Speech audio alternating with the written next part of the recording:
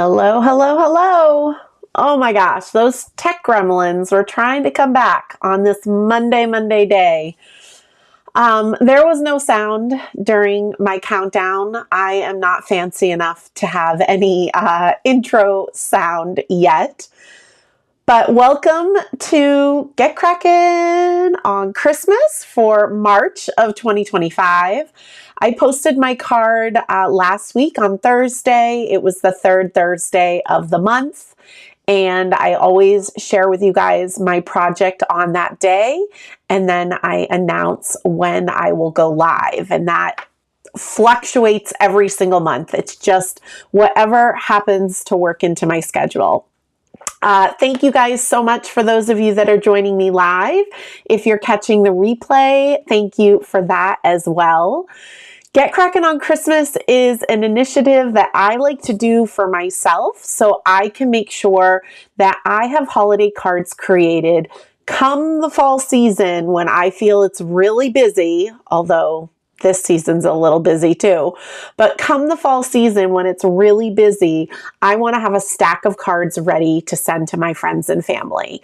I'm not the best at sending cards throughout the year, but I really do enjoy sending holiday cards during that holiday season. So part of this initiative and part of me going live is, one, I absolutely love to share ideas with you guys. I love to hopefully inspire you guys.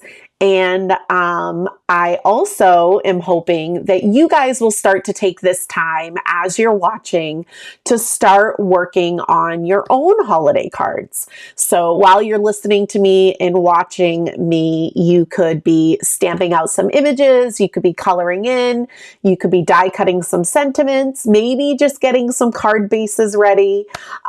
Whatever it is that you want to get done, I hope you will use this time for yourself as well as joining me. So, a few of you were asking in the chat, when do I ever sleep? If you didn't know, 2 weekends ago, I hosted my in-person event here on Cape Cod, Crop on the Cape. Over 300 people attended from all over North America. It was so fun, so amazing. My fun friends here on the Cape, I call them my creative crew when they're helping me at my events. They were amazing. I would not be able to do an event that size without them. And then last weekend, just yesterday, Saturday and Friday, I was part of Crop and Create, which is an online event hosted by Scrapbooking Cards Today. Over 3,000 people attend online from all over the world. So last week on Tuesday night, I had a meet and greet with Kelly Marie, one of the owners of Lawn Fawn. And then Friday night, I taught my exclusive Lawn Fawn class. And then throughout the weekend, I tried my best to keep in the chat and watch the other teachers as well. It's such a great event. There's such a wide variety of styles and supplies. Anybody can get ideas from it. And I walked away super inspired. But behind the scenes, I am very tired, you guys. I feel like things that take me like 2 minutes are taking me 22 minutes. I'm very slow, but I'm getting there. I'm hopping on a plane on Friday to head up to Toronto. I'm teaching at Scrapbooking Cards Today's in-person Create and Inspire event. And then I'm flying right down to Minnesota, where I will be teaching some exclusive Lawn Fawn classes at Firefly Farm. So I'm just going to throw that screen up there real quick just so you guys can see.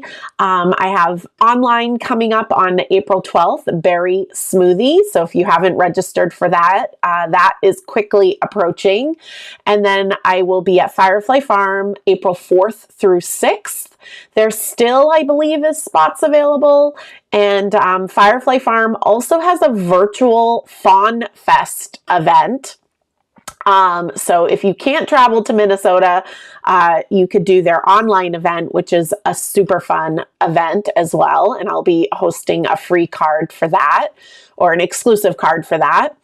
And then upcoming in June, on June 7th and 8th, I have my online creative journey art retreat. I finished up those cards right before Crop on the Cape. All of these amazing sponsors. There will be products from these companies in the box that is shipped to you. You also get card kits, so there really isn't any homework. And we are going to be making 15 different cards. So if you've been on the fence, definitely register soon. Seats are almost sold out, and I do ship worldwide for that. So definitely check it out. Yeah, last weekend was so fun. I see Linda said that in the chat. Hello, Mary Sarah. Yay. Thank you. Yes, I have new sound. I'm trying, you guys. Baby steps. I had tech gremlins were alive and well at the beginning of my Crop and Create class, which was so nerve-wracking because well over 1,000 people were live with me and things were not working. But we made it through. We made it through. We made it through. Okay, so let's get started. Another part of the reason why I like to do Get Crackin' on Christmas is I like to be able to use some products in my stash that I haven't used yet or in a while. And in this case, it's yet. So I purchased these stamp sets from Ink Blot Shop. I'm not going to admit when I purchased them. I know it was a while ago. I think it was well over a year ago. But I love them so much, and they're so adorable. Let me just back up a little bit. They're so adorable. And the owner of Ink Blot Shop, Tiffany, is a good friend of mine, and she is absolutely the sweetest.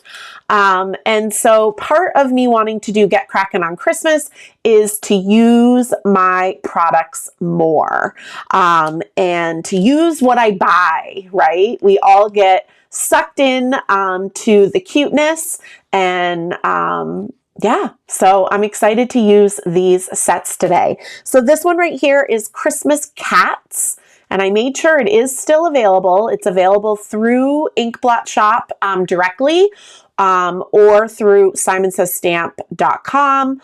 I do have supplies linked in the description of this video, and I have a pinned link in the live chat to bring you to the blog post as well. And then I adore these sentiments, you guys. I'm assuming this is Tiffany's handwriting. This little scripty handwritten sentiments I'm a sucker for. And so this is called Holiday Times Sentiments. All right. So we're going to dive right into it. And as I started to create with this, I'm always trying to think of something that I can share with you guys, that I can teach you. And I felt like I wanted a bunch of these kitties on my card because, I mean, look at them. There's so many other ones I didn't get a chance to use.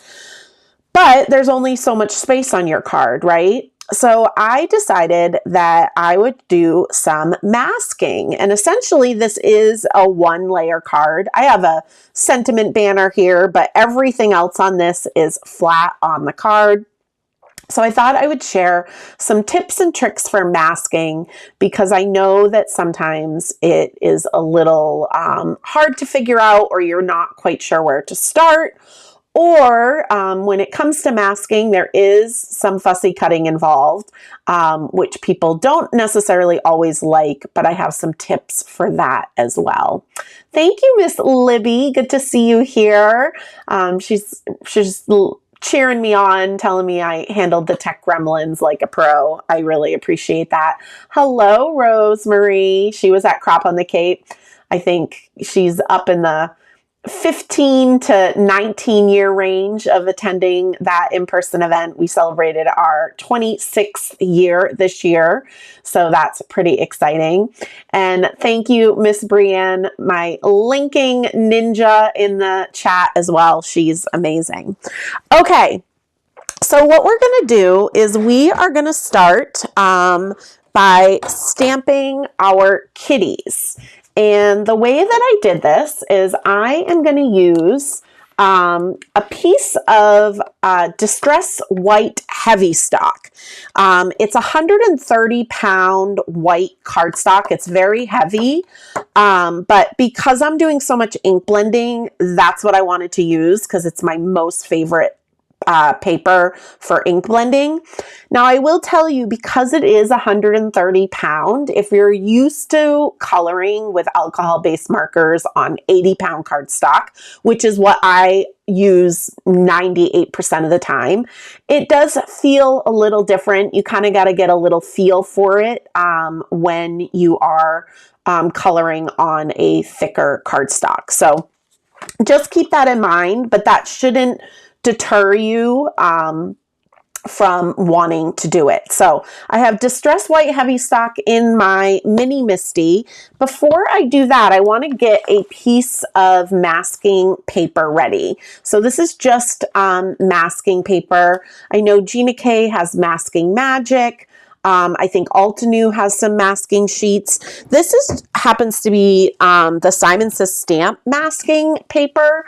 I like it because it has a little bit of a matte feel to it. So I feel when I start ink blending over it, the ink doesn't run as much. I've run into that with some other masking papers before. So this is just kind of my go-to.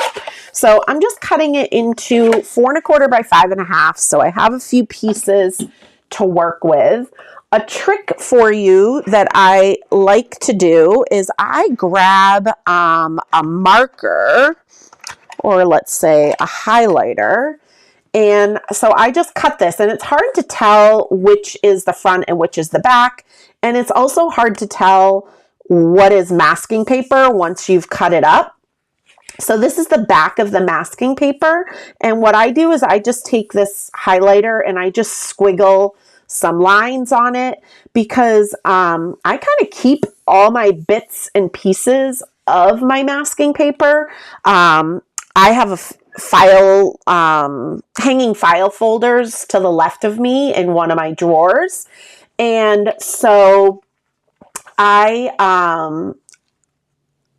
file all my bits and pieces and scraps of cardstock in those drawers. So if I don't use all this masking paper and it's just a little piece, I will put it in a file folder. And this will help me know that it's masking paper and not something else. Yay, Amrita. I'm so happy you're joining me for the Creative Journey Art Retreat. Thank you so much. And Jessica's asking when the exclusive Lawn Fawn products that were used at Crop and Create will be releasing. I love that she's like, I don't want to bother Jen. It's off topic. It's all good. I love a little off topic. And I believe some of it is releasing in the summer release in June, but I don't know exactly which items. I don't want to say not knowing 100%. But Jessica, if you send me an email, I can actually find that answer for you. And I probably should know that answer because I feel like I am going to get that question from some people. So what makes masking paper special compared to copy paper? What makes it special is it's all sticky along the whole back. I'm going to peel this off. And it's nice and sticky, so it's like a big Post-it note, and it's repositionable. And often once I've cut a mask, I store it right with my stamp set so I can use it over and over again. All right, thank you guys, those of you that are still hopping on to join me. So one thing you want to think about when you are going to be masking is what your scene is going to look like. And whatever you want in the front is what you want to stamp first, okay? So yes, these guys are all kind of in a row. However, this guy in the center, all of his Christmas lights, sorry. Words are hard, you guys. I am a little tired, so bear with me if the most simplest of words are not coming to mind. But so all of his Christmas lights are in the front, right? That's how they're overlapping this package, and they're even overlapping this kitty over here as well. So what I am going to do is I'm going to grab that kitty first. And we're just going to position him where we want him, all right? And so I kind of went a little ways up on the card because we are going to put a fun sentiment banner down there. And that looks straight enough for me on this Monday morning. I did see quite a few of you guys. It's raining where you are. It seems like maybe it's just raining right down the East Coast. It is gray and rainy here, but it was nice and sunny this weekend, and Chris and I got outside. We got to Douse's, our favorite beach. It's just a couple miles from us. And I also got to walking in our backyard in the old cranberry bogs that are back there. So I feel good. I feel like spring is definitely coming. Not fast enough, but it's coming. Let me just, there we go. All right, so I am inking up my kitty with Lawn Fawn Jet Black ink. This is my go-to black ink when I am using alcohol-based markers. I also use it for watercoloring. So what's great about it is that it works with all of those mediums, okay?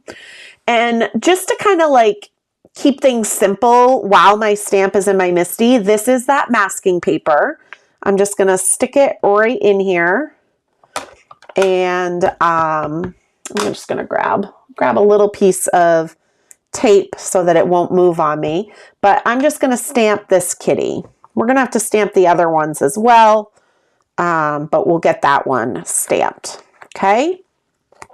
So now what we are going to do is we are going to fussy cut this out. Now, nobody panic. I also, when I designed this card last week, so Get Crackin' on Christmas, I post on Thursday, right? I created this card on Wednesday because I was still very, very tired from the weekend. And back to me being in slow motion, I was very much still in slow motion. So when I designed this card, I also was very kind to myself because one, I was tired. Two, I knew I was going to have to teach it when I was tired. So, so don't panic. When I say I'm going to fussy cut this out, we actually are not going to fussy cut out all these lights. And this is one of my tricks for you guys, which I guess I probably shouldn't have cut or stamped this in the center of the masking paper. It's kind of wasteful of me, but so this is one of my tricks for you guys, is we are not going to cut all these lights out. We are going to go ahead and stamp right through them because what I ended up doing, and there we go, the light's catching it, I used the Gansai Tambi watercolors, which I just realized I did not grab myself water, but we'll deal with that when we get to that. And I watercolored these lights, which gave them a solid look, and any lines that were stamped underneath, you no longer see. So if that doesn't make sense to you, it'll make sense to you as we go. So I'm fussy cutting out my mask right now. And when I fussy cut out a mask, I look at the stamped line and I envision, normally when we fussy cut, right, we either leave a little bit of white space or we cut right along the black line, right, or the stamped line. When I'm cutting out a mask, I'm looking at that stamped line and I am envisioning that I'm cutting that stamp, excuse me, I'm cutting that stamped line in half, okay? So kind of like a roadway, I'm cutting right down the double yellow line. I'm not cutting on the left side. I'm not cutting on the right side. I'm cutting right down the center. And this will help, especially if you are going to do something like ink blending. This will help so that you won't get a halo or a white edge. When you go to ink blend, the ink will be able to go right up to the image. Okay, so I am cutting right between. I'm using my most favorite squeezy scissors. These are the Tim Holtz recoil ones, but for decades I used the Fiskars ones, and I still have those in my drawer and still use those as well. But you guys are probably all in agreement. It's very easy to be persuaded by Mr. Tim, but no, these are really great quality scissors, so I like to support him and his supplies. All right, so see here, we have our little kitty. And so what I'm going to do now is we're just going to peel this off. And somebody asked, you know, what makes masking paper different than copy paper? Is it's a full page sticker. But the thing is it's a removable sticker. So it's not going to damage my paper when I peel it off. And a lot of times I'm able to reuse that mask. Okay. All right, so now what we're going to do is I'm going to take my next two kitties here, and we're going to position them where we want them. Oh my gosh, snow. Please, no more snow. No more. Although I have a feeling when I head up to Toronto this coming weekend, it's going to be a little bit more wintry than it is here on the Cape. I have a feeling I'm going to be in a little bit of a winter weather. I haven't really looked ahead, but I'm just sensing. Liz says, the first time I had to fussy cut was for a virtual creative journey with me. And the first thing Jen said in the homework video was, don't panic. Thankful she said that because I was. Now I do it all the time. Yay, I love that. Well, at least I'm consistent, right? I'm still telling people not to panic. Okay, so I'm just going to go ahead and put both kitties down, which it looks like I did not stamp this guy as much in the center, but I'll be able to fix that a little bit. I don't know what I'm going to do. We'll figure it out. I really want them to overlap because that's the whole purpose, right, of this live. So we're going way over and we'll figure out it not being centered as we go. Okay. So again, please remember I have my mask over that middle kitty. So I am not going to damage or accidentally stamp on the image I'm going to color. We are going to stamp right over those Christmas lights because, as I said, we are going to paint over them so we don't have to worry about protecting them.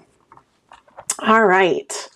Amarita said, I love the masking technique results, but really don't like fussy cutting. I know. I hear that from you guys all the time. Someone on a live chat commented cussy cutting. That's hilarious. And I don't know if it was a typo or not, but I've adopted this. So I will say, again, you could see I literally just had to cut a circle out to cut that kitty with a couple pointed ears. It was very, very easy fussy cutting. And I do believe the more you fussy cut, the easier it gets. I also literally stand by squeezy scissors like this. I'll even just show you guys this pair of Fiskars scissors. I mean, can you guys see these? I have had these.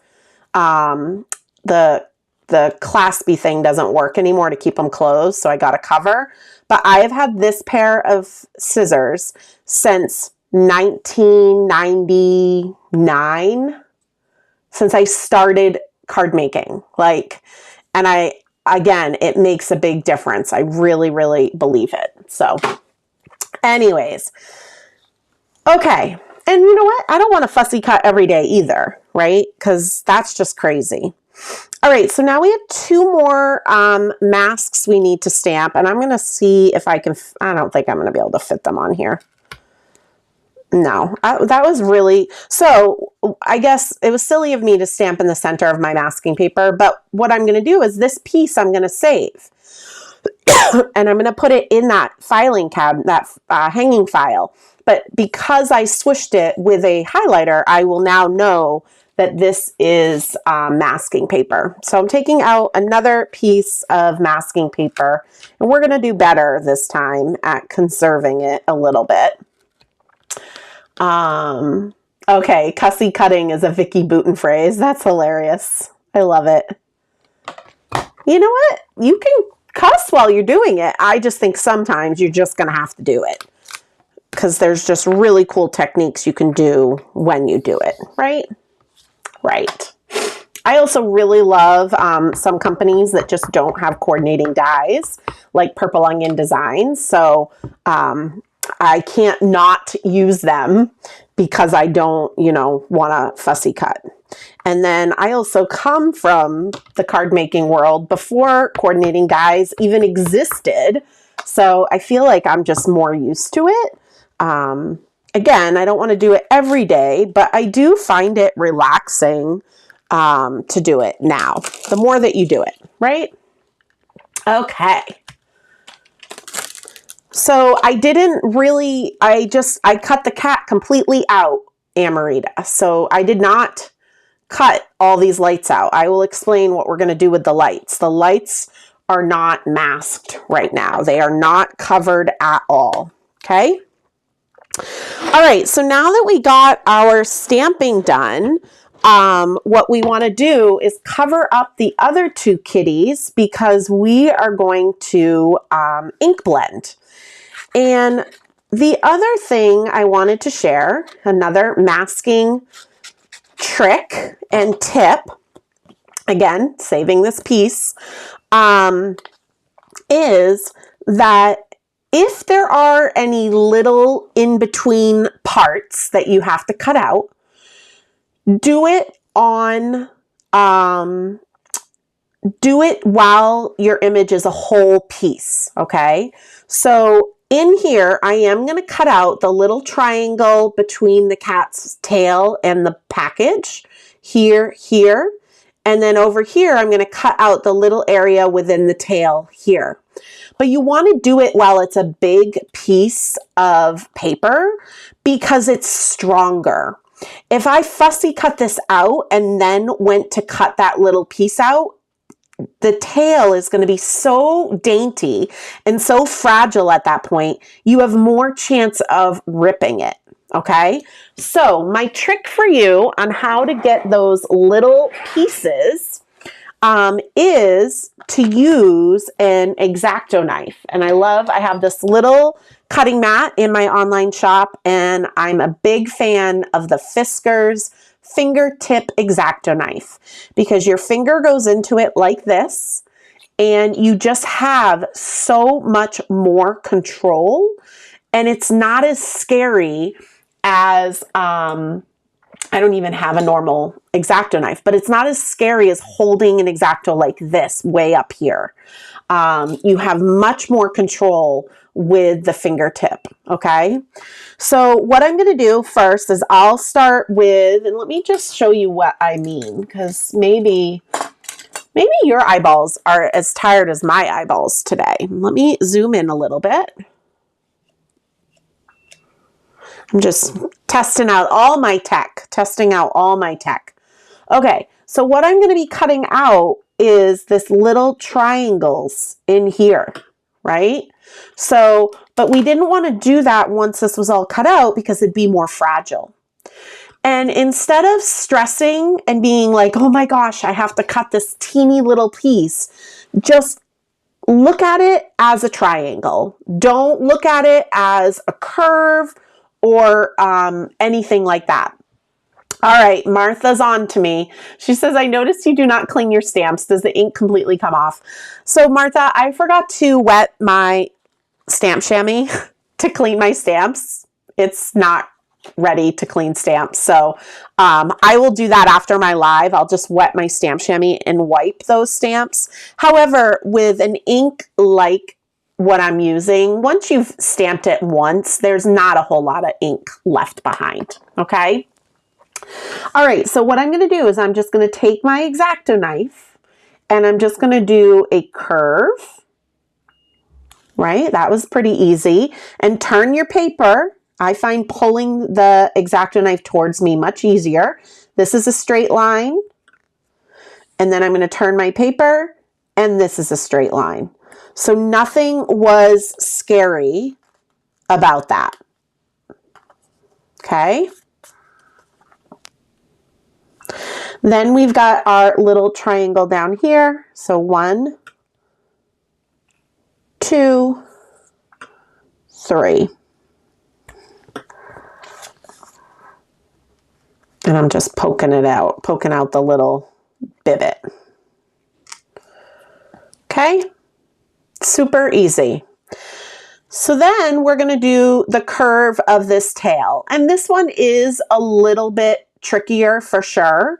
But an easier way to look at it, and excuse me, I have allergies right now, so my nose is letting me know. So the easier way to look at it is first, let's just do this triangle, right? And then let's deal with that after, okay? Yeah, Liz says she's used the fingertip for years. She loves it.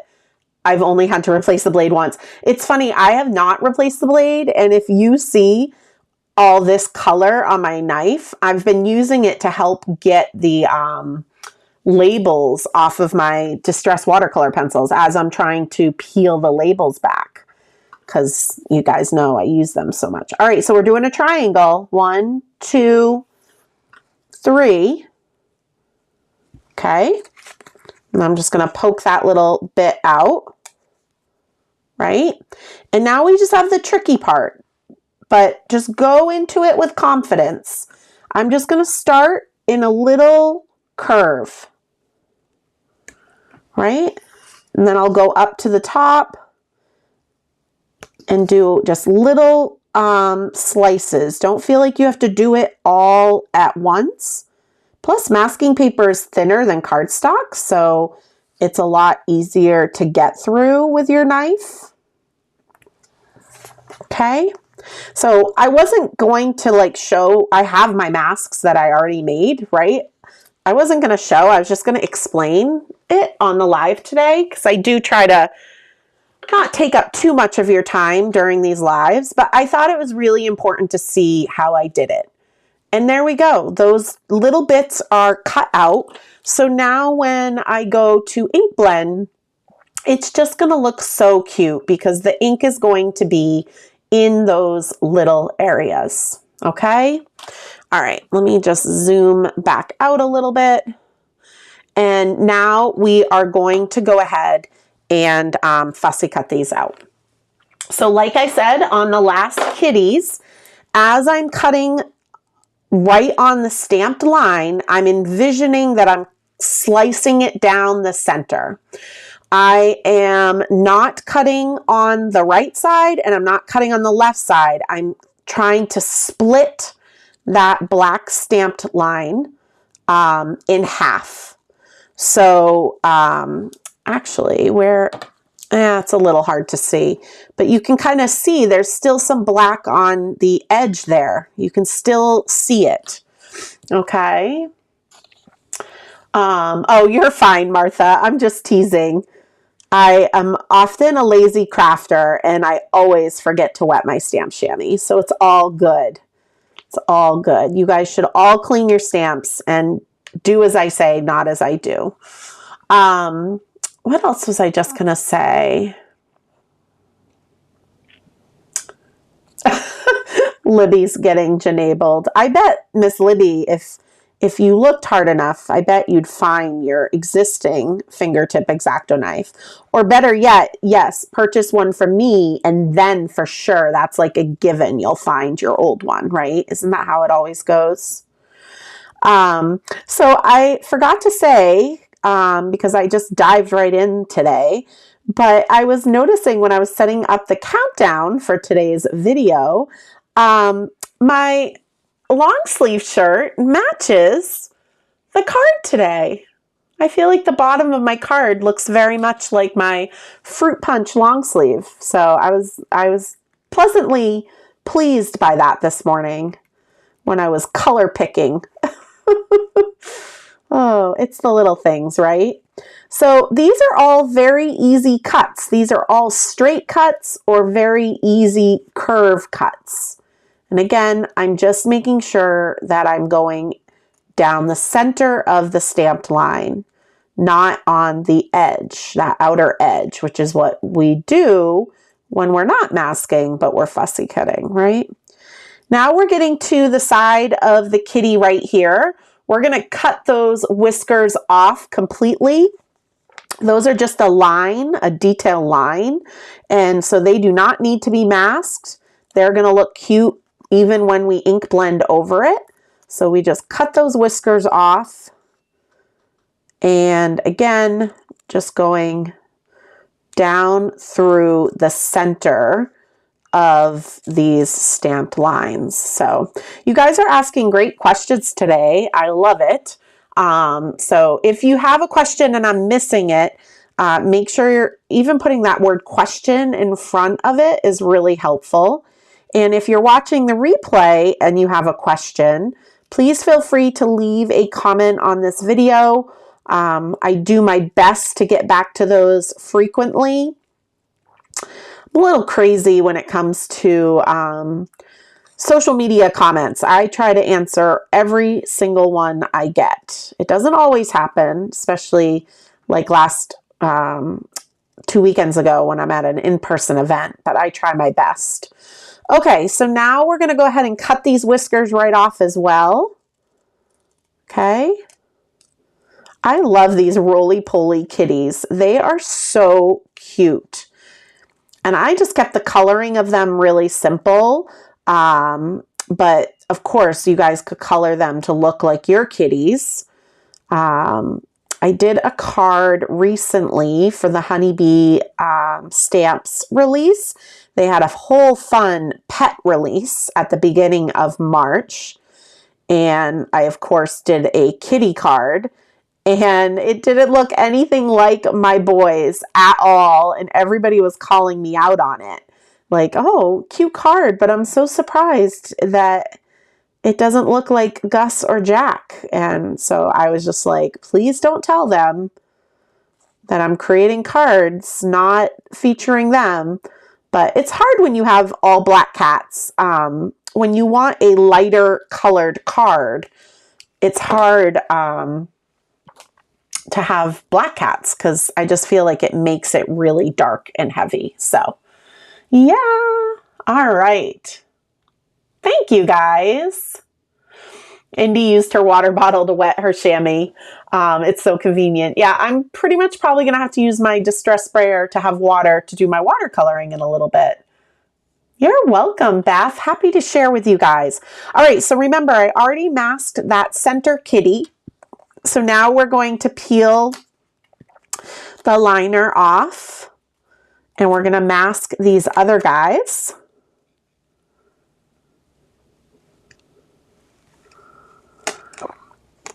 I started to pull my supplies. I'm shipping a box of supplies to Firefly Farm, so I don't have to fly up to Canada with it and fly back into the States with it. And I started to pull my markers for class, and I was like, oh, wait, I actually need them to do my live. So I halted on packing for class and for the box that I'm shipping to Firefly Farm, but I'll be able to do it after the live today. Okay. So everything is covered, everything but the holiday lights, okay? And I did that on purpose, and we'll talk about that more as we get into it.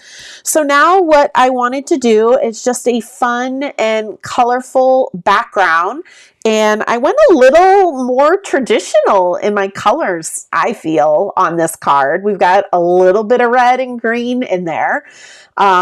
But I wanted the red and green to overlap, but I didn't I knew if I overlapped red and green, it would look really brown and mucky. So what I did is I added a little bit of Lawn Fawn Butter Yellow in the center there, which is a really nice soft color. So the first thing that we're going to do is just a soft dusting of color all over the whole background. And whenever I am doing some sort of gradient, I always start ink blending with the lightest color first. If I'm doing a rainbow, I would do the yellow, because that way you'll have less chance of losing your yellow, right? It just is nice to kind of lay that down first. Of course, whenever I'm ink blending, I'm using my ink stands. They hold my ink pads in place.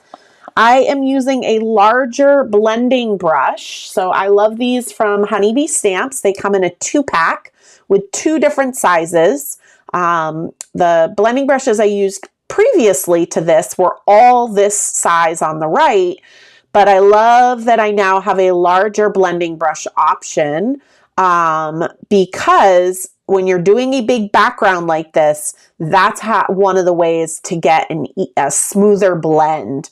When you're using a smaller blending brush like this on the right, it's really hard to get it nice and smooth, okay? When will you be at Firefly Farm? I am at Firefly Farm in Pine Island, Minnesota, the first weekend of April, and I do believe that there are still spots available. Doing some really fun, exclusive Lawn Fawn cards.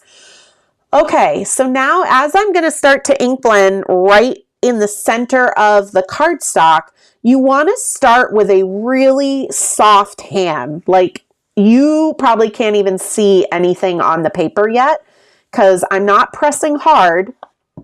I'm going over it lightly, and I'm going to build up those layers. And this is something that's really hard for me. I'm very heavy-handed. I still have a callus on my finger from writing in school. I'm also very impatient. So often I just want to go into it like hard and heavy, but that's not going to get the look that I want. So I'm very, very softly dusting my cardstock, and I am going to build up my layers until it's as vibrant as I want it to be.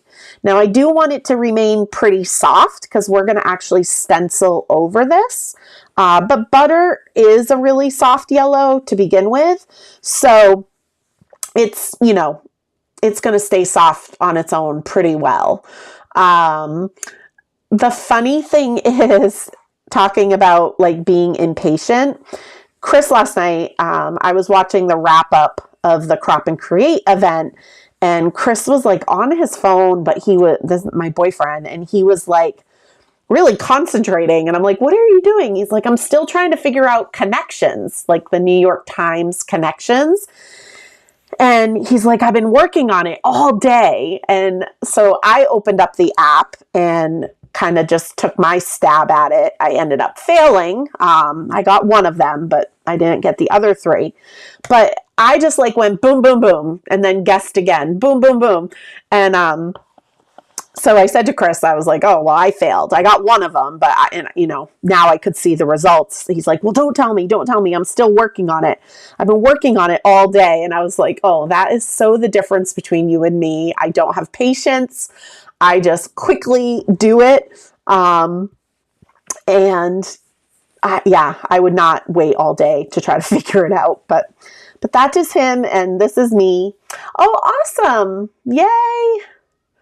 I hope that, Patty, I hope you can come. It's 2 different exclusive classes at Firefly Farm. And so you can spend the whole day with me and make 6 different cards. And a little sneak peek, the Crafty Chicks class has some new goodies from Lawn Fawn that are not even being released until later in the month in April. We got special permission for me to use them in my class. All right, so we have a nice soft dusting of butter, but you can see how it really did take me a while to do that. That's okay. Sometimes things take some time, right? And I've got to remind myself of that as well. All right, so I was working on my glass tabletop, so I'm just using a flour sack cloth and wiping off any extra ink that was left behind. And then we'll come down on the top of the card with celery stick, which is also a nice soft green.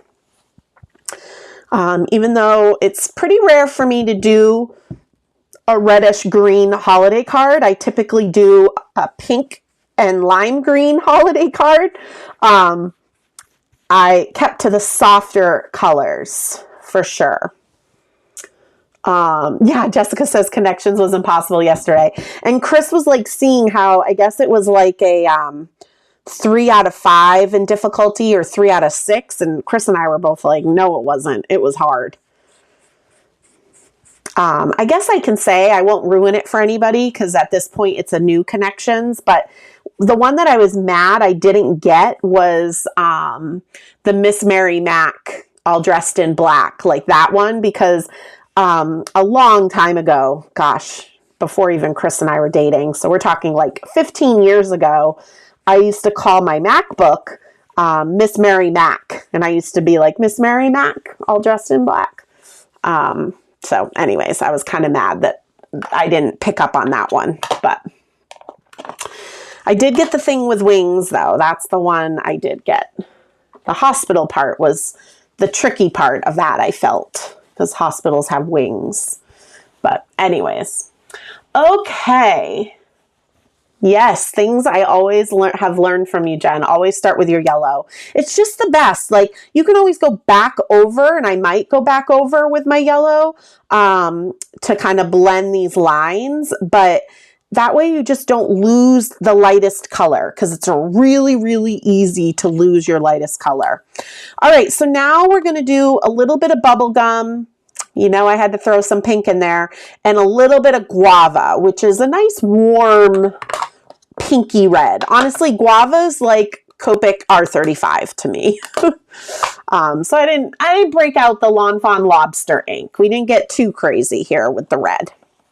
So I'm starting with bubblegum, and again, we're just doing a light dusting and bringing it up to that yellow.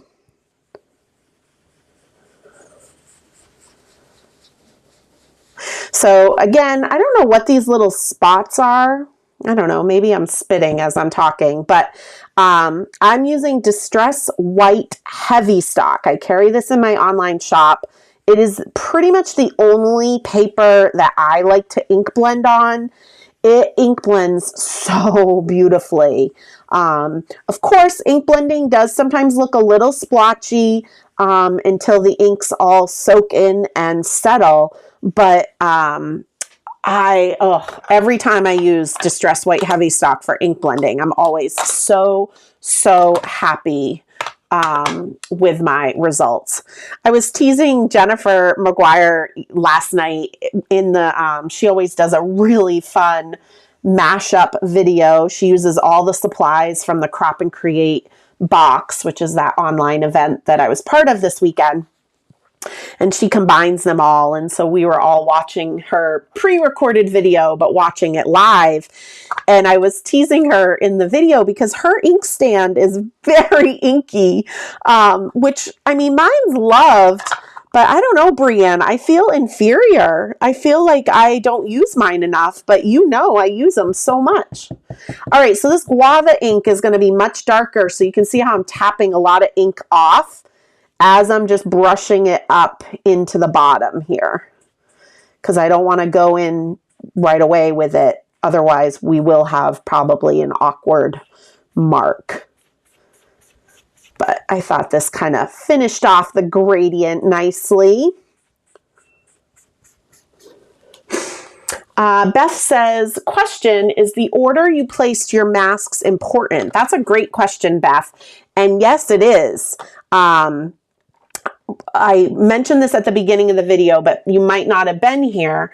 When I was designing the card in my head, I knew I wanted this center kitty to be sitting in front of these other two kitties. So that's the first one you want to stamp, and that's the first one you want to mask. So since we covered that one, as we stamped this package over the mask, it's actually going to appear on the back. You'll see in a minute as we start to, I have a little bit of stenciling to do, and then we'll peel these masks off. But yes, it's very important, the order of your masks. Whatever you want in your foreground in the very front is what you want to stamp first and mask first. Angie's singing, Miss Mary Mac, Mac, Mac, all dressed in black, black, black, with silver buttons, buttons, buttons, all down her back, back, back. Okay, that's all I remember while I'm live. Okay, plus we don't need to hear me sing. I think I sound like Tori Amos, but I know I don't sound like Tori Amos.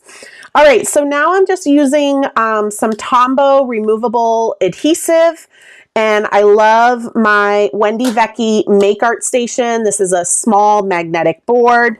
I store it right in the drawer next to me with my Misties, and I love it for stenciling. So I'm going to place this down with a little bit of that removable adhesive so that I know my paper is not going to move on me. I'm going to back up a little bit. Look at me using all my tech. It's all working. It's all working. Oh boy. And when I get home, I do notice my light is a little off on my desk. So I think it needs to be brighter. So I'll work on that when I get home after I keep calling it my world tour. I'm only going to 2 different places in North America. It's not really a world tour, but I'm going to work on that. And then, yes, at the beginning, when I do the fun little countdown for a live, I don't have any music or anything fun like that. I'm going to work on that. Baby steps, you guys, baby steps. All right, so I am using this Newton's Nook stencil. I love their stencils. And again, I've had this one quite a while, but I made sure it's still available. I think this is called Petite Paw Prints, maybe, something like that. So we're going to cover over our whole background.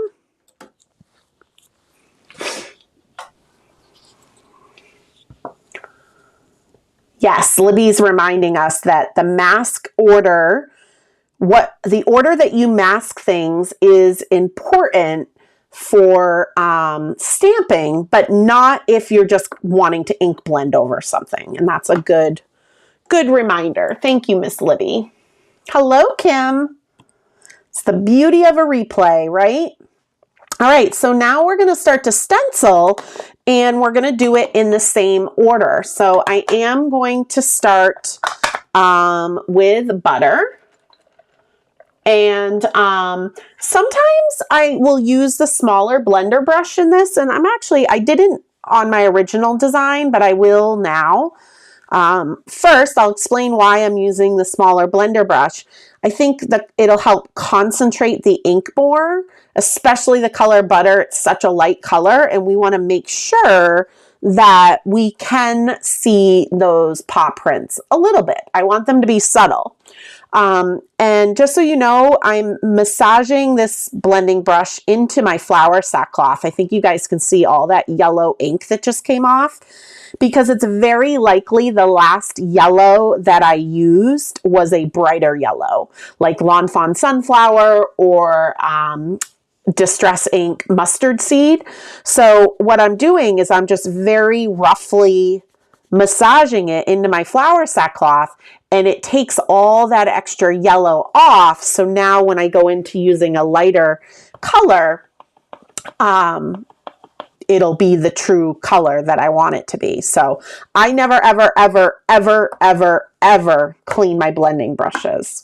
I only use my blending brushes with dye-based inks.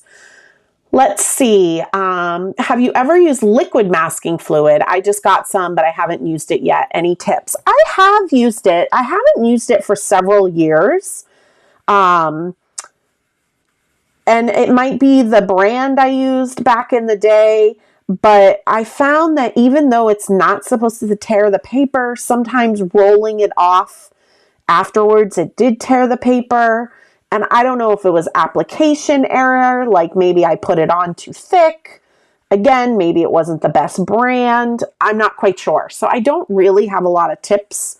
I feel like because I wasn't super successful with it, I kind of abandoned using it, and I don't even think I own it anymore. But just practice, you know, practice with it. Don't make a masterpiece and then throw that masking fluid on there, because if something goes awry, that's when you're going to be really sad. So as I was ink blending this, you guys might have saw I'm kind of swirling to the left and then swirling to the right. And this is just to help those bristles get into the stencil part and really lay some ink down. Okay. Oh, you're welcome, Tina. I'm happy to inspire you guys. I love it. I love it. All right, so now what I'm actually going to do, I'm not moving the stencil, but I am going to use my flour sackcloth. Again, a flour sackcloth is super absorbent, all right? I personally try to use less paper towels in my life in general. Cleaning around the house, I use, my friend Josie runs the Side Gig company, and she makes unpaper towels. So cleaning around the house, I use unpaper towels. In my studio, I very, very rarely use paper towels. I love to use my flour sackcloth because I use it over and over and over and over, and I never clean it, as you guys could tell. But a flour sackcloth is very absorbent, right? So what I'm going to do is I'm actually just taking it in my finger and I'm just buffing the top of the stencil. All that extra yellow ink that's sitting on the stencil, because the stencil is a non-porous surface. This way I'm picking it up with my flour sackcloth. So when I go to my next color, there's not a lot of yellow left behind, okay? All right, so we're going to go in the same order that we did our background. So I'm going to do celery stick next. I am going to use my smaller blender brush. I'm going to clean it. This is my version of cleaning it. Let's see. Betty is asking, how do you remove the adhesive from your make art station? Yeah, so after a while, there'll be some little spots of that removable adhesive.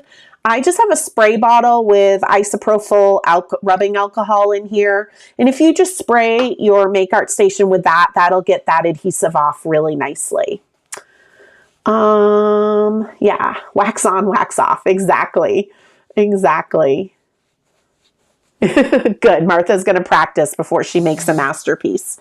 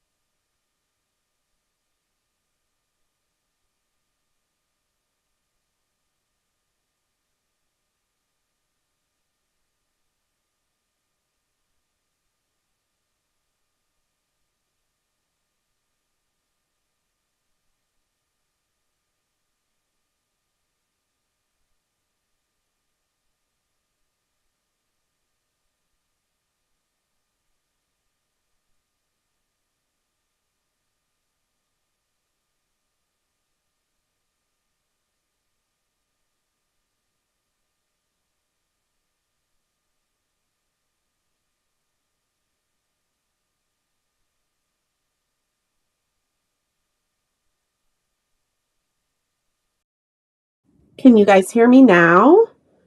See, I should have never said. I'm learning. I think the battery on my mic died, so I'm learning that it doesn't really last as long as I want. All right. I'm pretty sure I'm back for sound. The sound might not be as great as when I had my mic on, and I apologize. But let me know in the comments if we're going to be okay.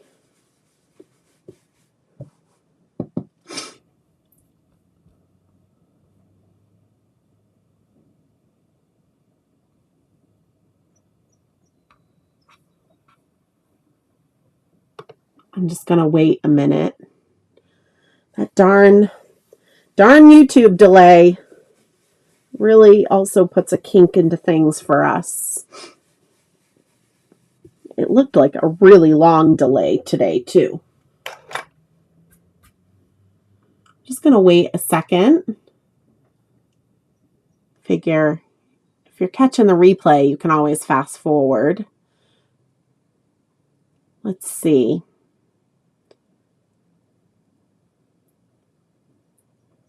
I can see on YouTube. I'm checking my mic now, switching it up.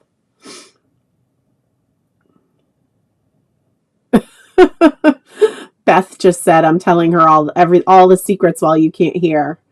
Okay. Awesome. And thank you, Libby, for reminding everybody of the delay. So I don't know if you guys could hear me when I was answering Terry's question. But I think her question was asking me, does all of the ink that's on this cloth transfer onto my blending brush when I'm rubbing? I think that's what your question meant, Terry. And if it isn't, just ask it again. But no, the flour sackcloth is very, very absorbent. So once the ink is in there, it's in there. If you had like a wet paint, like an acrylic paint or something on here, and then wiped your blending brush, sure, that might transfer. But this you will not, okay? And I never clean my flour sackcloth. I've probably had this one for well over 8 years now, and I just keep using it. So hopefully that answered your question. Let me know.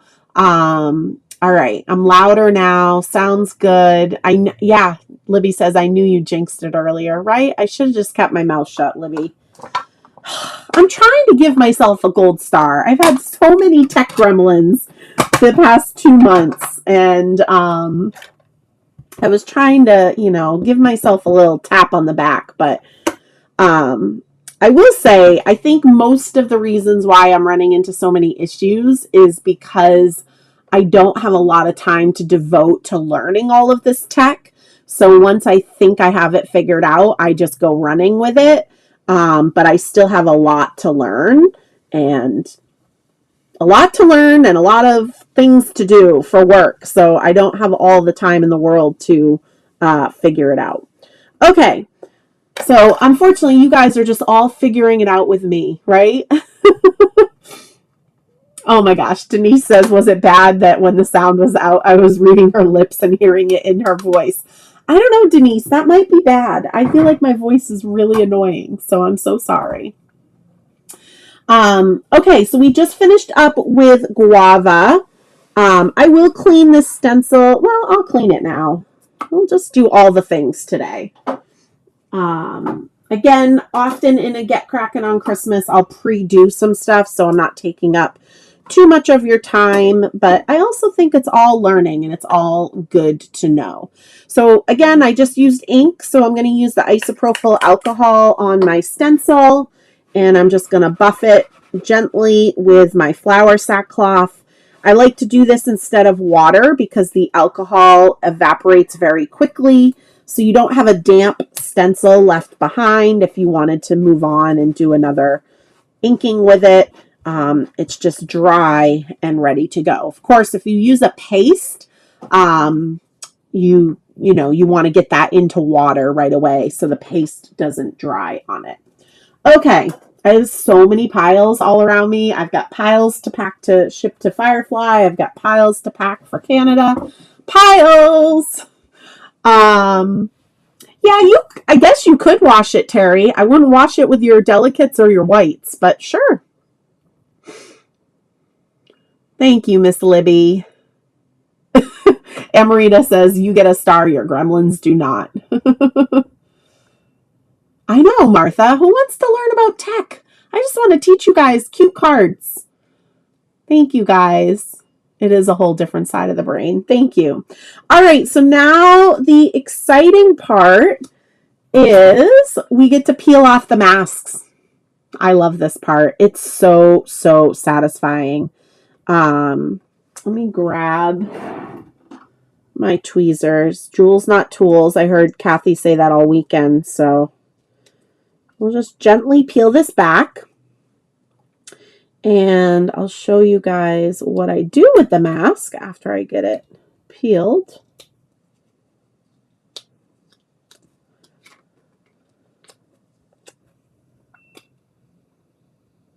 Oh, so satisfying around that little tail. Look how cute. And so what I often do with my masks after I've spent all that time fussy cutting it, I stick it right on the stamp set where that stamp is, and I'll have it for another project. Okay. Oh, thank you, Jennifer. I know. I think we all think our voices are annoying. Oh my gosh. Yay, Beth, you get a gold star. She says she taught herself how to resize and print photos at her home yesterday. I'm proud of you. So, Amarita, this was in my online shop. I think I put them in back in January. They were left over from a present that I gave people at my in-person art retreat. Josie weeded all of these for them, and we had some extras. But I believe as of Crop on the Cape, they are sold out. So they were kind of a exclusive. Once they were gone, they were gone. Wendy used so much alcohol spray this weekend, she needs a detox. That's hilarious. All right, so we're going to pick up our next mask.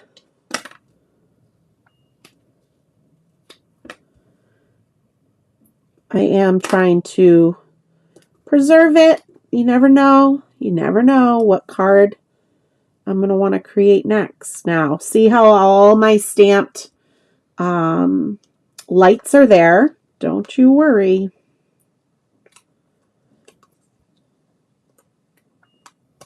Again, so nice with the little bitties in between. Having that ink there looks great. All right, and then we've got our last one to peel off.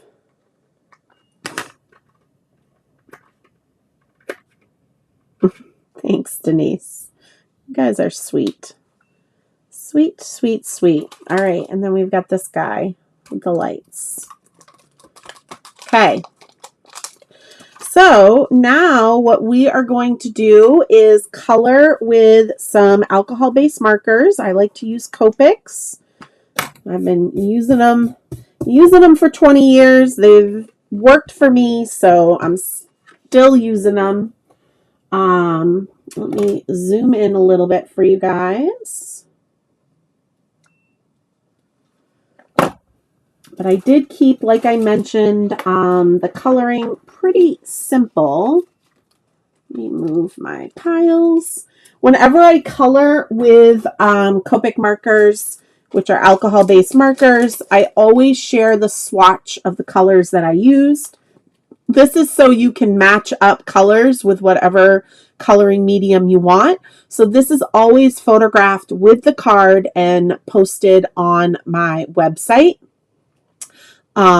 So just keep that in mind. It's a good resource no matter what you're coloring with. I love it. Liz is using guava, butter, and freshly cut grass. I bet that's beautiful. I know, right? Diane, it matches. I did not plan that. I just wanted to wear my coffee and crafting long sleeve today. Plus, I'm obsessed with this new fruit punch color that I carry in the shirts. It's super, super fun. Okay. So we are going to start let's start with the kitty on the left. And what I did with him is these are both black cats, but I did the one on the left with a little bit of a lighter color combo.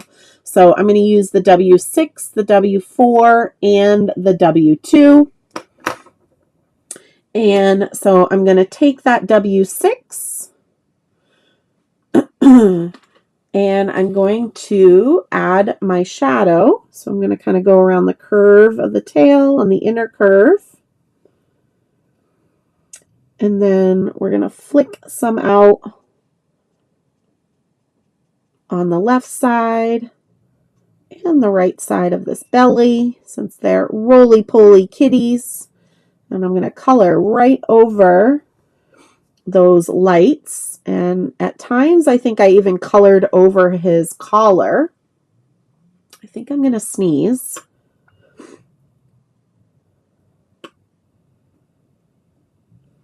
Maybe. I'm trying to see if it's going to happen.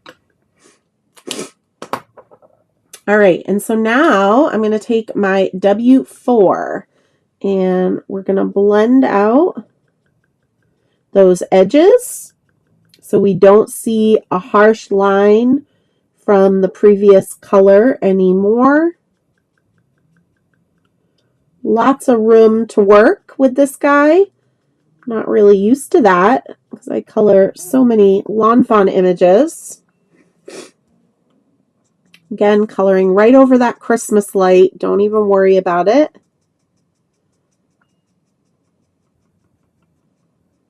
If you guys can hear that subtle beeping in the background, that is my poor laptop telling me to help it. But I don't have time to help it because I know I'm going to have to ship it off to Apple. So that is also a later gen problem once I get home from my world tour, which is not a world tour. So I'm working my way around. Everywhere I did the dark color, I am blending this medium color. Again, so we don't see a harsh line from that color. All right. And because I've got a lot of room with this kitty, I am just going to extend this medium color a little bit more, but it's only going to be one layer of it. So it is much lighter than when I was blending. When you're blending with alcohol-based markers, you're building up the layers, which is essentially making the color darker and darker. All right. Yay. I'm glad you like the swatches. Yay. Libby says, I forgot to tell you, the people in my Crop on the Cape classes very much appreciated that I synced up with you on Copic colors. Right? Because I've already enabled them for certain colors, right, Libby? So I'm sure they appreciated it. I feel like I threw some new colors at people in my Crop on the Cape class. All right, so now I'm using the lighter gray W2, and I'm just coloring in between, filling in the middle of this roly-poly kitty. Little ear tips. And finishing off the tail. Okay, and if it looks a little splotchy, not very smooth, I'll go back to that medium color and just flick some out from the dark towards the light very lightly. I'm not pressing hard with my marker, and that will just kind of soften things up.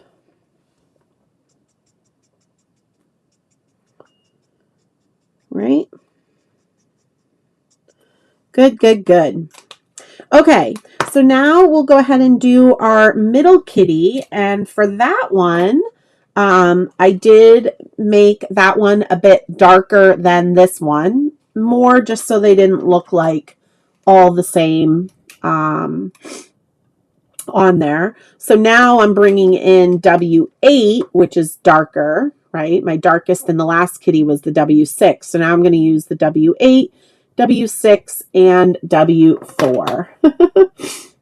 Yeah, I figured some of you guys that haven't been with me through all of these tech issues might not know what that beeping was. So I figured I might as well just explain it and own it. When my laptop is working hard, it does this subtle beeping on me. And I'm also not going to admit how long it's been happening.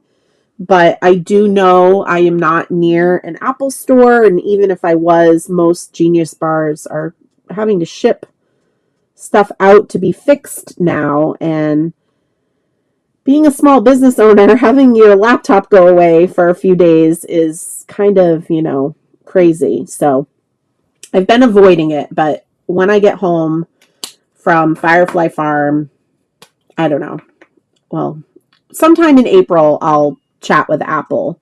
I actually was just thinking I can't do it right when I get home because I have an online class coming up on April 12th. So you see my problem? This is my problem. This is why we still have beeping on my computer.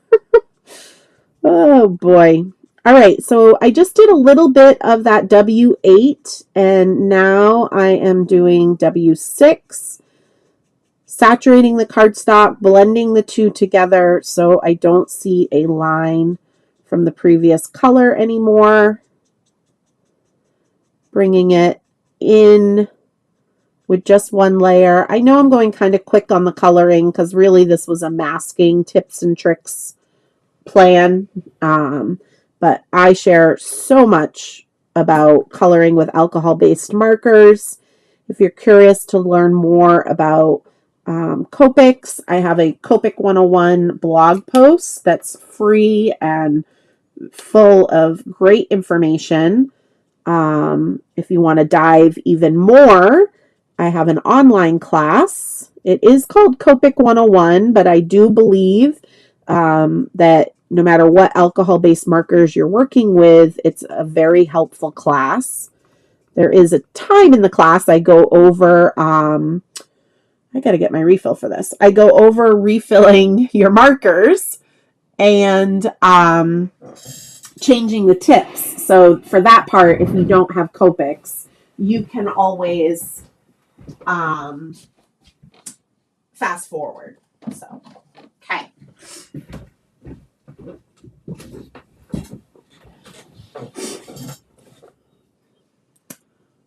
Oh, really? Christopher Allen. I didn't notice his beeping when he taught live this weekend. Oops, I'm splattering gray ink everywhere.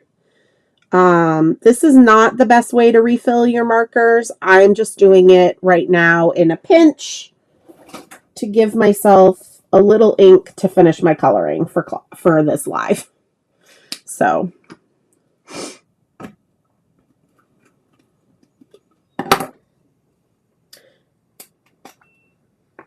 this is real life, you guys. This is where you're learning that maybe I look organized, but I'm really not. I'm kind of a hot mess. My Copics need some love. I need to weigh and refill and clean them.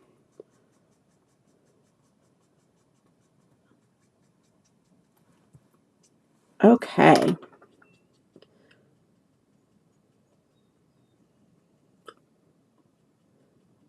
So once we finish up this kitty, which I feel like it looks like it has a stripe of, let's do a little, there we go.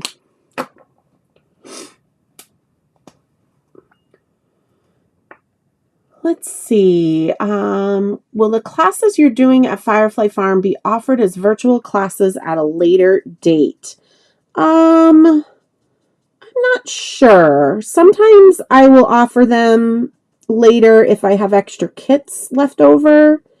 But typically in-person classes, I don't reteach. They're exclusive to that store. The class I taught at Crop on the Cape, I Scream, You Scream, I will be teaching that this summer online with or without a kit option. All right, and then this last little kitty is going to be a gray tiger kitty. So I started with W6 and just kind of colored in the little stripe triangles. I purposely didn't stay within the lines. And you'll see why in a minute. But I just kind of dabbed on some of that W6. Then I took W4, and that's going to be the shadow of the cat. But I'm also going to go over those triangles and kind of extend them a little bit.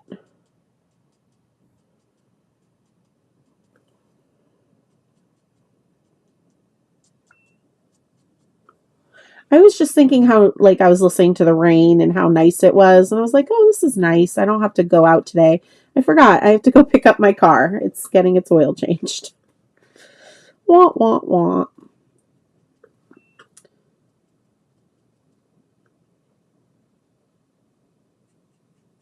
All right. So now that, well, I'm going to extend this a little bit more.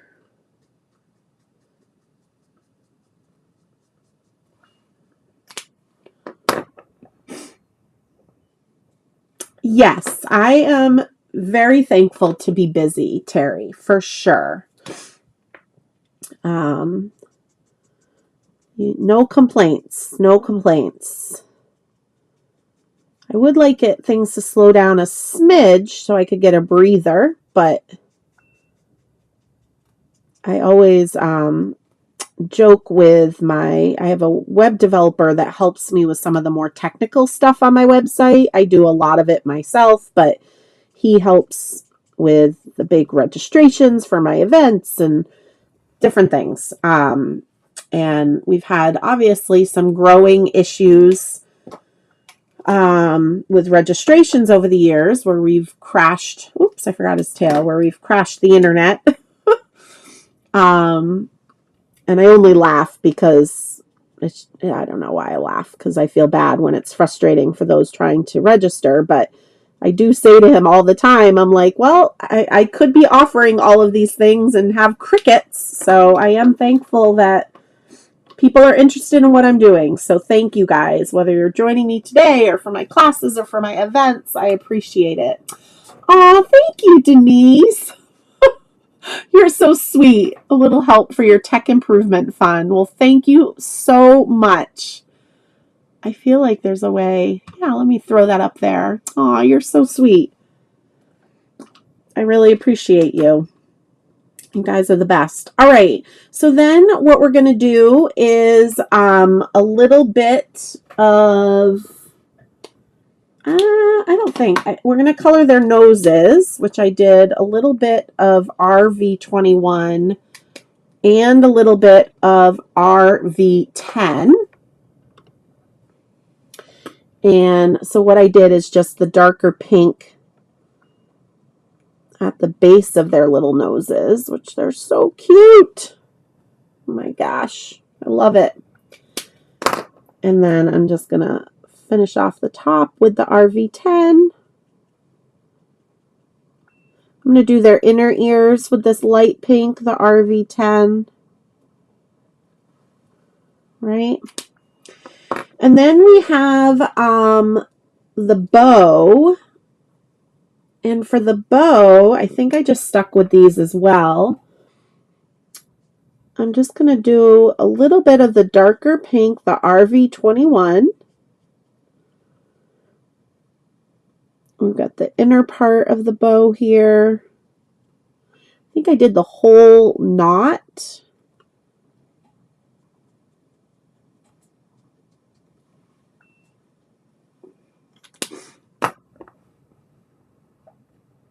Oh, Anne's letting us know that connections is easier today. She just did it. Oops, I guess I just confessed I'm not cracking on Christmas. That's okay. I encourage you guys to crack on Christmas when I'm cracking on Christmas and you're here, because years ago I had asked why people were mentioning they didn't get a chance to make holiday cards. And this was in my Facebook group. And so I had asked people, oh, how come, trying to see if there's something I could help with. And a lot of people were just like, oh, I didn't have the time. And so I was trying to think, oh, well, how can I give people time? I mean, right? That's the $1,000,000 question. And so I thought, oh, well, if I host a live, they could learn a little something or be inspired and work on their own project at the same time, was kind of my thought process. But there's no guilt. If you're just hanging out and watching, if you're listening to me during work, whatever you're doing, totally fine. Okay. Let's see. Oh, you're welcome, Charlotte. Thanks for popping in. So now we're going to do the present. And for the present, I brought in my R35. This is my warm red. That if something's going to be red, it's going to start with this. And I'm just flicking some up. Oops, I'm going over the lines a little bit. From each section. When you flick your markers, the end of that flick has a lot less ink on the paper. When you're pressing down your marker, you're leaving a lot more ink. So by flicking, you're leaving a feathered edge with less ink. So when you go to blend your next color, it's a little bit easier because there's not as much left behind. Or at least that's how I see it. This looks like flames. It looks like my present is on fire. All right, and so now I'm going to pink up my red. So I'm going to go to RV13. And we're going to go ahead and blend those edges. This is a little bit of a trickier blend. And again, I'm working on Distress White Heavystock, which is 130-pound cardstock. It's a very thick paper. I use that because I love an ink blend on it. But it does take a little bit more effort, I find, to color on it with my alcohol-based markers. So I don't always use this, but again, if an ink blend is involved, I am definitely using this. Let's see.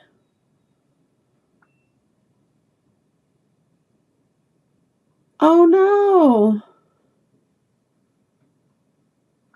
Sorry about that, Indy. Sherry says, Jen, thank you for always inspiring me to think outside of the box. I'm super excited to show you my card I have in the works right now. Yay, I can't wait to see. If you guys are creating something or throughout the month, if you're working on your holiday cards, you can tag me on Instagram or Facebook so I can see what you're making. Also, I have a Creative Chick Studio Share Facebook group. I love people to join and to share anything that I've inspired them to create in that group as well. It's a really fun community. Oh, awesome. Tammy is using a Simon Says Stamp kit of the month, the Yeti kit, and she's working on Get Cracking on Christmas. All right, so I'm up to my RV21. You can see this is a harsh blend, but I'm going to fix it. Stick with me. I do know what I'm doing, I promise. But I wanted to fill in the top with the lightest color first.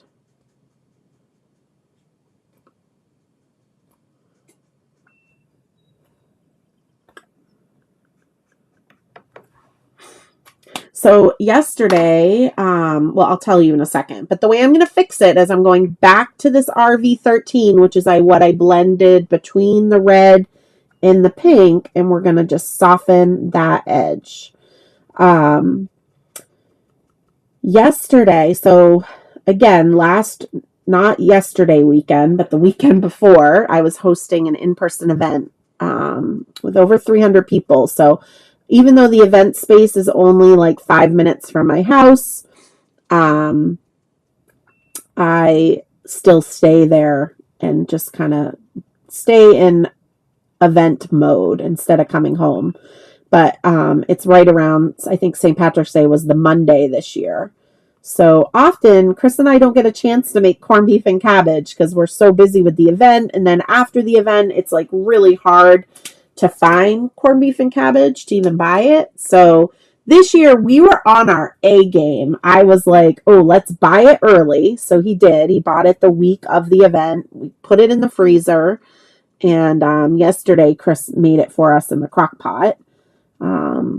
And I love it. I actually really just love all the veggies in the corned beef like broth.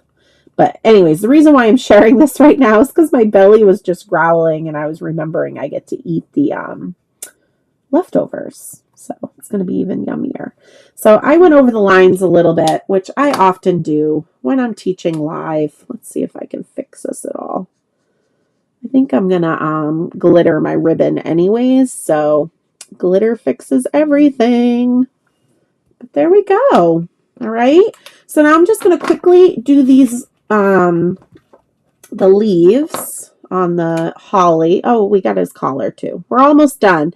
And then I'm going to share with you guys how this is going to come together with some paints. I'm not going to color the berries because we're going to, we are going to paint them. Oh, good, Brienne. I felt so bad. So Miss Brienne is working so hard. I have a few people that help me with kits for in-person classes. And as crazy as my schedule sounds, it has been that crazy getting all the kits ready too. So they've had a crazy schedule. And yesterday, Brienne realized she stamped 2 images, the wrong images. They're speech bubbles. And so it's really hard to tell. And so she had to go back and redo. And that's the worst. So thank you so much, Miss Brienne. Okay. All right. So now everything is colored, right? But what we want to do is fix our, well, not fix, but like make our lights look great, right? Because we didn't mask those because I also think that that would be crazy. So what I did is I used the Gansai Tambi, but the gem color palette. I'll just back up my camera a little bit. Whoops, back it up, back it up, back it up, back it up. And that's what I used. So let me see here. I did not bring my water cup in. So you know what? Catherine would love this. I'm going to use, so Catherine does little gifts for the Crop and Create event. And for the teacher, she sends us the booklet and often the gift, which is so sweet. So I'm going to use that as my water dish. And I'm going to just use a little bit of water out of my distress sprayer because that's just how we are today. But I'm going to just add a little bit of water because these are hard-caked, shimmery watercolors. So we just want a little bit of water in them to get them soft so we will be able to paint with them. Yeah, glitter is always the champ. I agree. And so what I did is I painted these lights, and then you're not even going to notice that they're stamped through the image because that would have been kind of crazy to mask. Of course, you could use a masking fluid, but we talked about that a little while ago. So what I did first is I took this gold and I added it to the bell on the collar, which I had colored into, but I felt like it just needed. And then I went and did each of the base of the lights. Now, this is not necessarily a water-friendly cardstock, the Distress White Heavystock, but we're not doing a lot of wet work per se. I'm really just setting this paint on top of the paper. I'm not moving it around much. I'm really just dabbing it on. So in that case, it'll work fine. You don't need to use a watercolor cardstock. So I'm just painting, adding a little bit of gold to each of the bases of the lights. And then you'll have to tell me in the chat. I typically am a white Christmas light person. But in this case, I did colored lights because I just thought it would look cuter. But in real life, I'm more a white light person than a colored light person. So now what I did is I kind of just did them sorta-ish in rainbow order. So we'll do a red. I'm just looking at my sample so I don't spend as much time counting it out like I did when I originally made the card. But I love how beautiful these paints are on top of the dark coloring of the kitties. It's kind of another reason why I went with coloring them a bit darker.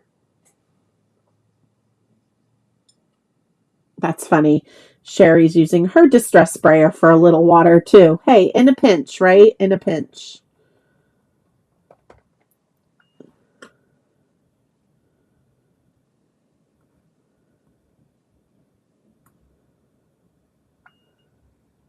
So I did find with some of these colors, I am dabbing on one layer, but I did have to go back and add another layer just so we don't see the stamped line, and that's fine. There's such little amount of water, they're going to dry pretty quickly, or I can zap them with my heat tool, and we'll add another layer on top. So this is a fun, again, little trick. Oh, I forgot one. Oh, I know, I colored it wrong. We'll do it. Never mind. This is a fun little trick so that, again, we didn't have to mask all these little light bulbs. So hopefully you're finding this inspiring. So just to recap some of the other things that we did, right? We just cut the whiskers off because they didn't need to be masked, right? When we're cutting our mask, we cut down the center of the stamped line, so not on the left, not on the right, and then that way our ink blending goes right up to the edge of the image without leaving any white behind, right? Trying to think of my other tips. If you do have to fussy cut out of your mask any of your little areas that are really dainty, then do that first before you cut the rest of your image so that the cardstock or the masking paper will be stronger. Let's see. Oh, everybody's telling me what lights they like. Ooh, both of them on a tree, white and colored. That's fun.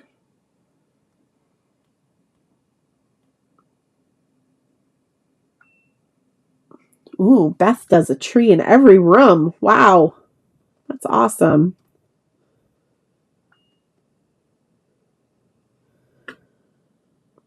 All right, here's my purple lights. Dedicating these to Libby and Brienne.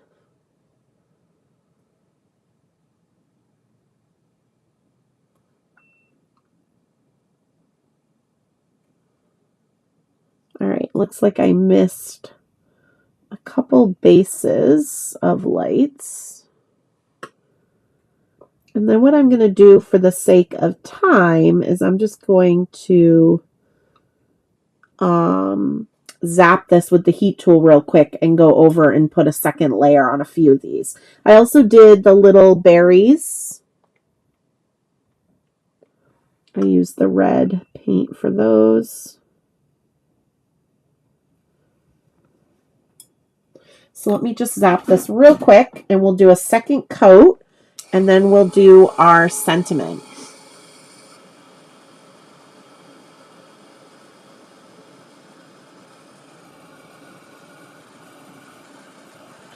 Sounds like Beth has a lot of time on her hands. Maybe she wants to come help me figure out all my tech issues.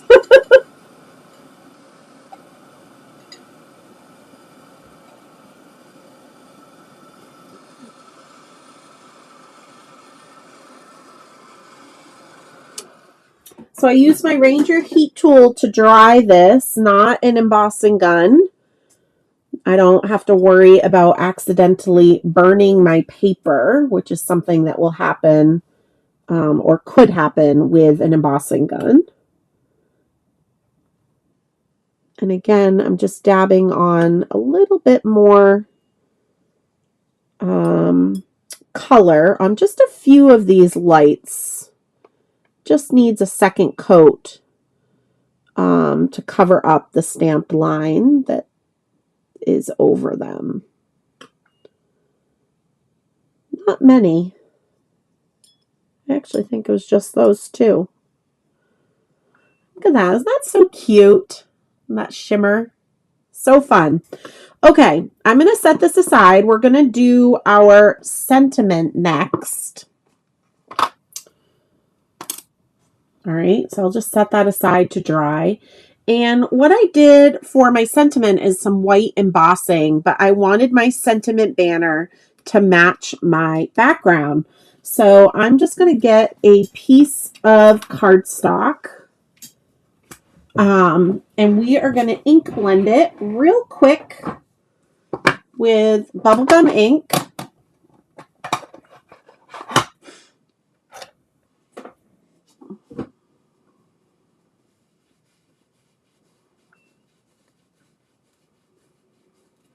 Oh, that's a fun nickname, Crafty Grandma. I love that. Oh my gosh, you guys are amazing with all of your trees. So amazing. For this, I actually am not ink blending Distress White Heavystock. I'm just using 80-pound Nina. I think, I don't know why. I honestly, because I grabbed a scrap out of my drawer. I think, I don't really know what my thought process was on why I didn't grab the Heavystock, but it'll look great because it's just going to get die cut.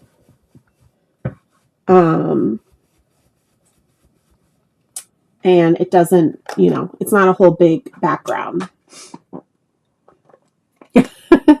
Beth is saying, no way helping me with the tech, but she'll sign up for anything else. Good to know, Beth. Good to know. All right, so since I just ink blended this, it takes a while for that ink to evaporate, but I want to emboss over it. So if I tried to emboss a sentiment over it now, it would cling to all the powder, right? Because of the dampness of the cardstock. So I'm going to use my Ranger heat tool and I'm going to dry this paper. And it's amazing. I don't know how well it's going to show up on camera, but in real life, I can see it smooth out, lighten up. It really makes a huge difference. So I'm going to do this for a few minutes to make sure it's nice and dry before we do our white embossing.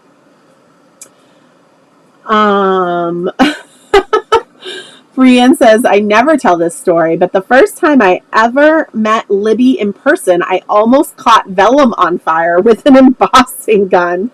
I'm great at first impressions. Oh my gosh. And Libby is laughing. That's hilarious. I actually was thinking of you, Brienne, and I didn't message you yesterday because I knew what was going on. But are you still coming to see the Bruins in April?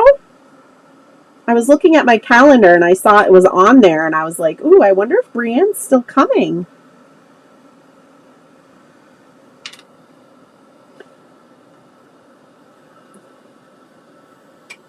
I just want to make sure it's nice and dry before I get into white embossing on here.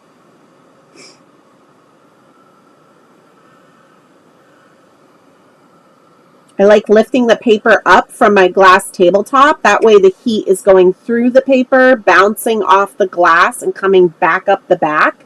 And that really helps things dry quickly as well.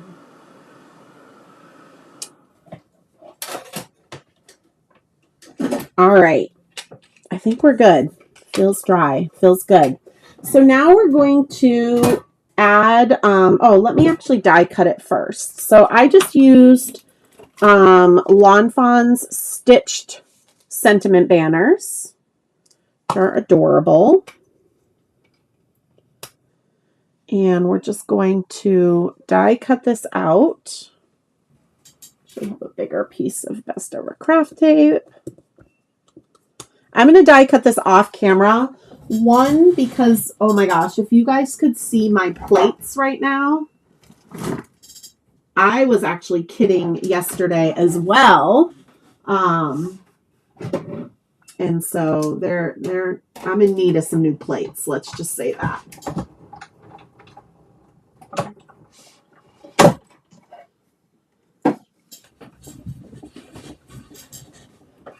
All right.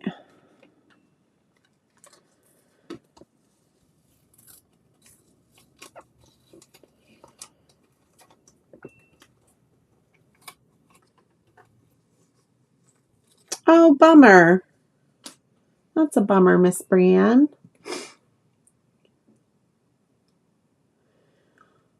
Sherry says, Jen, when would be the last day to register for your virtual creative journey art retreat? I know I should just sign up, but it's a lot of money and I just need to think. I totally understand that, Miss Sherry.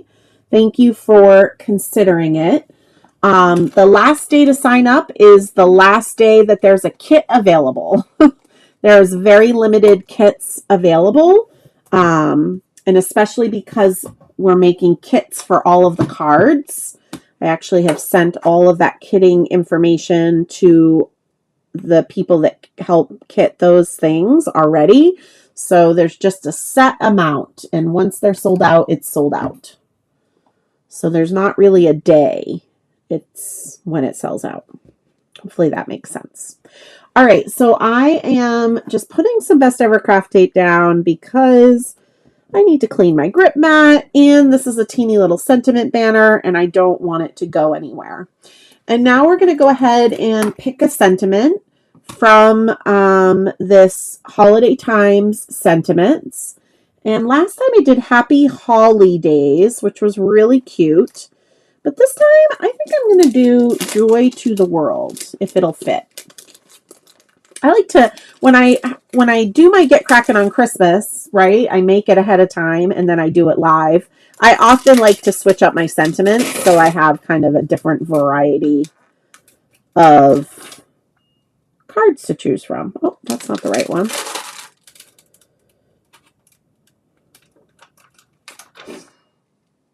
Joy to the World. All right. And on my other sentiment banner, I added a little holly because they had all these cute little hollies. Oh, I thought, oh, maybe actually on the stamp set, I think there's like a cute little star or something. Oh, yeah. Oh, yes. Yes. Oh, cute little paw prints too. All right. I am going to go to the right with my sentiment. And I'm going to add, let's see if these two little stars will fit, just because it's cute.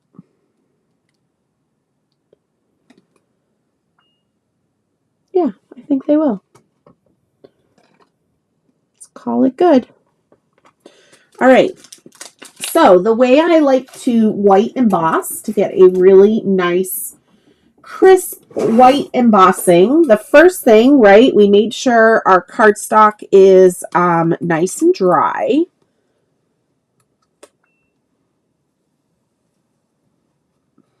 And the next thing I want to do is I just do a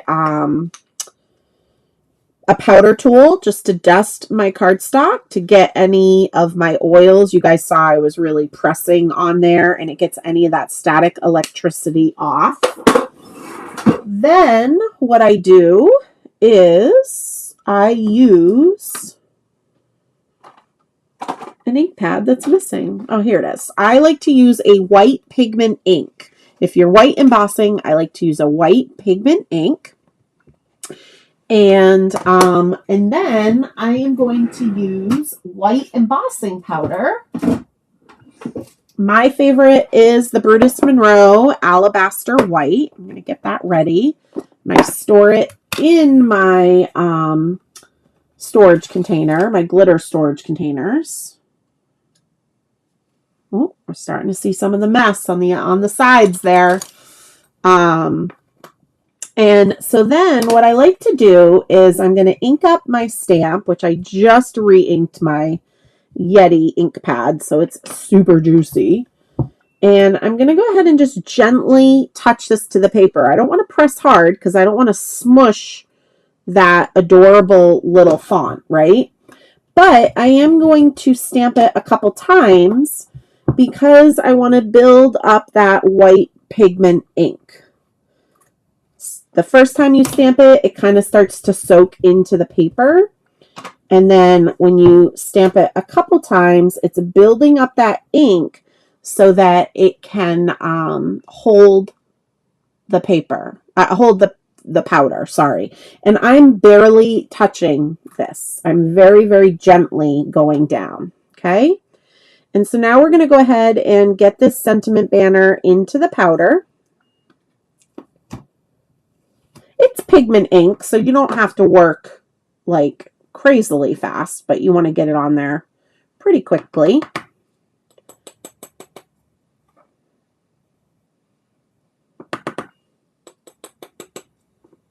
And then I am going to emboss it. Ooh, I see a question about step bet. Sherry must be reading my mind. Let me start embossing and then I'll answer that question. I do want to grab my tweezers so I don't burn my fingers.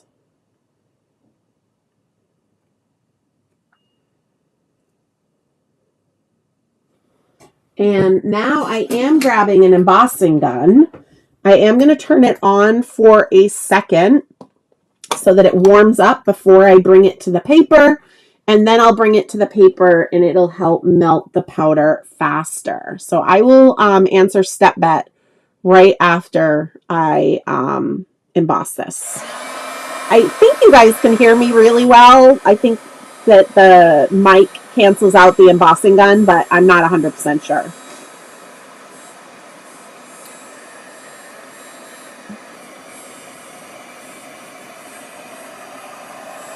I'm just moving my gun up the sentiment as I see it melting. You don't want to over melt it. And that's it.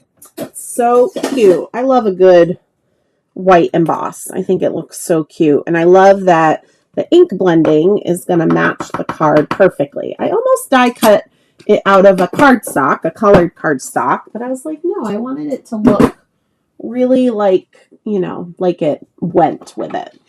Okay, so Step Bet. I see somebody asking, what is Step Bet? So Step Bet is an app that you download for free on your phone.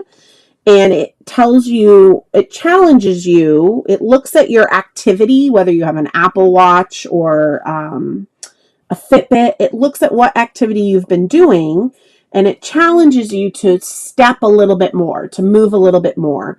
And over a year ago, I used to host Step Bet challenges all the time. And so what my app tells me my steps are, it might be different for you, which I love that. It's not all of us having to do the same challenge. It's only challenging us for what we want. And I'm going to add some glitter to my bow as I'm talking. But I want to say, was it 20 days? I think the challenge was 20 days. And it's $20 to join the challenge. And at the end of the challenge, if you've hit your goal every week, you get your $20 back. And then you also get we divide, so let's say like 5 people didn't hit their goal, that's $100 that would be divided amongst those that won. So it's very, very motivating. I saw Amarita say it's like the only time she's ever walked as much. And I'm the same way. It was so motivating. I was outside walking in the hottest, humidest weather. I was walking in the snow and the rain. It was so motivating for me. And I was hosting these step back challenges all the time. And then life just kind of got crazy. We had to quickly find a home to buy. We moved. Mr. Harley passed away. I renovated downstairs for my business. It just, no excuses, but it's just been a little crazy. So I have been missing the challenge a lot. And so it has been in the back of my mind. I believe I'm going to start another step back challenge towards the middle or late April is what I'm thinking, because I'm ready to do it. I am ready. I need to move more. My job is very, very sedentary, and I need something that will get me moving. So stay tuned. If I start another step back, I share the details in my email newsletter. I often will do a social media post.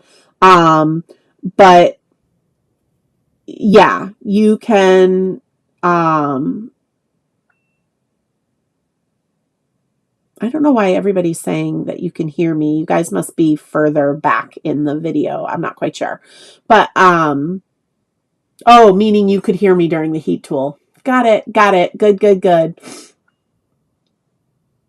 Okay. Anyways, so yes. So I hope to do one in April. So stay tuned. It's a lot of fun.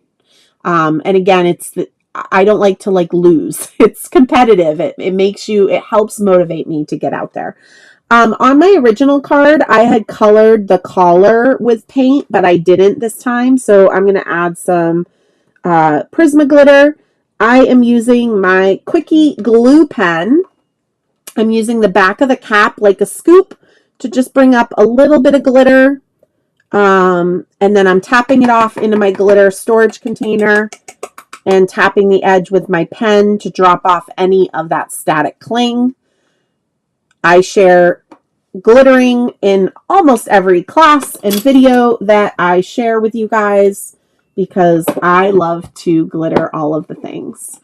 Oh, 6 weeks. Okay. I couldn't remember. Thank you. Oh, it was a $40 bet. See, I'm already forgetting. Oh, I started in 2022. Wow.